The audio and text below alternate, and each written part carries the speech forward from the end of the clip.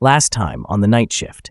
So because of this, I'm looking at 2026, and especially for the first half of the year, I'm expecting a ton of volatility.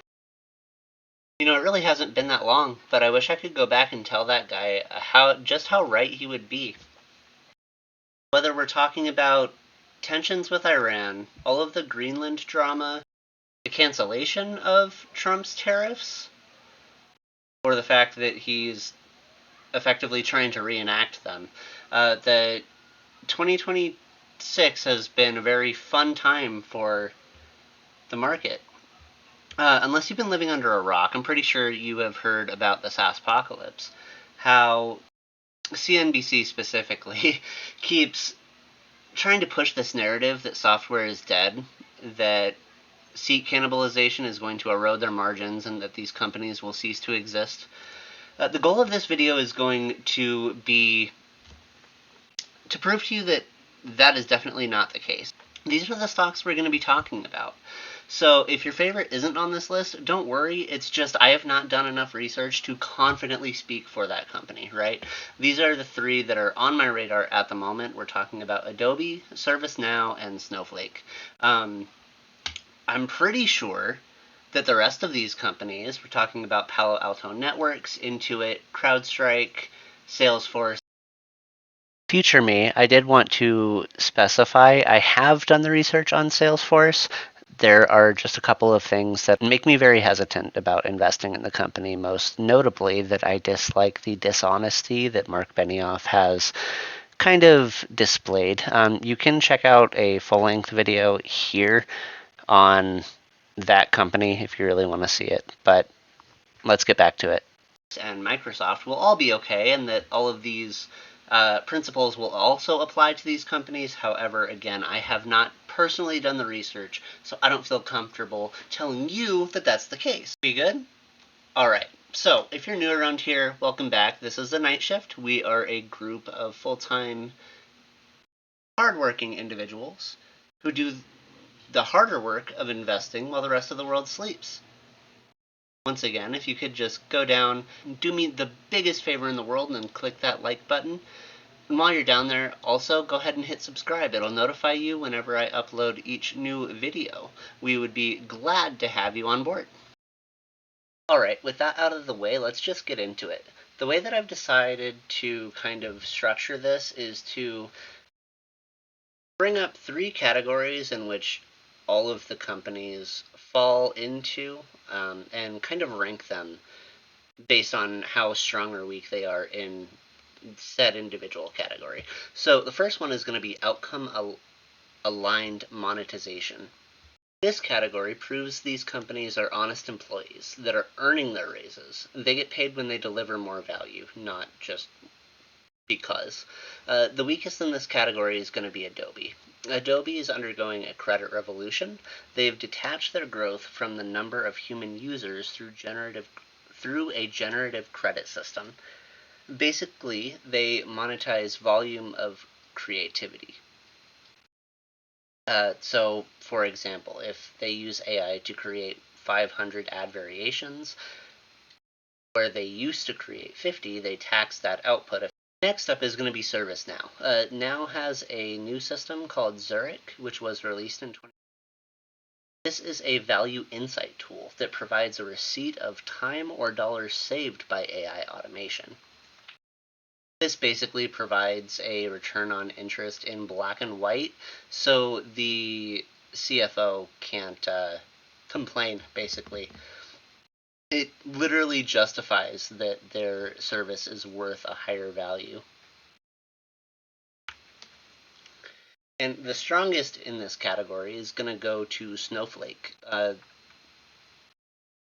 Snowflake is and always has been a consumption-based product, so they never had a seat to cannibalize to begin with. You pay for your compute. It's plain, straightforward, simple, honest, and easy to understand. That brings us to our next category, which is deep integration. These companies are the structural nervous system of their customers. Even if other tools do arise, the complexity, cost, and risk of changing services make it highly unlikely to happen. Think of trying to do like a heart transplant on a patient that is awake and alert. It's just not going to happen. So I guess you could say this is their true moat. Again, we're going to start with the weakest, and the weakest is once again going to be Adobe. Adobe's moat isn't the software, it's the .psd and .ai file formats. Not only that, but 20 years of a brand's history for a 500 company is locked into their proprietary files. These files can't just be prompted by a third-party AI to recover their complex, layered legacy assets. Adobe is the only place where with Firefly they can interact with those original assets. It's honestly kind of funny to me to think that this is the weakest of the arguments for this part, but that's just really how it is. Next up in this category is going to be Snowflake. Snow's integration is largely based on the quantity of data they hold for their customers. Once they hold petabytes of data, it becomes very heavy. The cost and risk of moving that data to a competitor is so high that customers would rather bring AI models to that data, which Snowflake has actually provided with their Cortex. And last but not least, for moat, or the deep integration section, we have ServiceNow. This company is the most akin to my original heart transplant analogy. They hold the logic of how a company functions, from HR onboarding to IT security. So, therefore, upgrading or changing to a new modern process, trying to receive a donor, often conflicts with years of heavily customized legacy code, the recipient or the original company. If you change too much, the system rejects the upgrade, causing broken functionality. And this gets even more complex when you consider that unlike a heart transplant where we would use data, businesses can't just stop operating while they perform these platform changes. The change must occur while in flight, meaning production data continues to flow. This makes changes high risk and requires extensive parallel testing to avoid downtime. Even after all of that is completed, we still have to undergo the rehab. Upgrading, especially moving from a custom to out-of-the-box features, requires significant user retraining, process adoption, and the reteaching of old habits. Our final category is the role that Jevons Paradox will play in AI's massive productivity boost.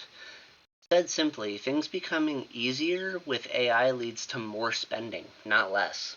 I personally find it difficult to rank these companies in this last category, but if I absolutely had to, I genuinely think Snowflake is the weakest link. As AI queries become cheaper and faster, companies don't stop querying, they build tons of agents that query constantly. I think ServiceNow just barely loses out to Adobe when we discuss Jevons Paradox. Every IT department has countless unresolved tickets. AI agents will allow them to finally clear those multi-year backlogs. It gets kind of complicated, though.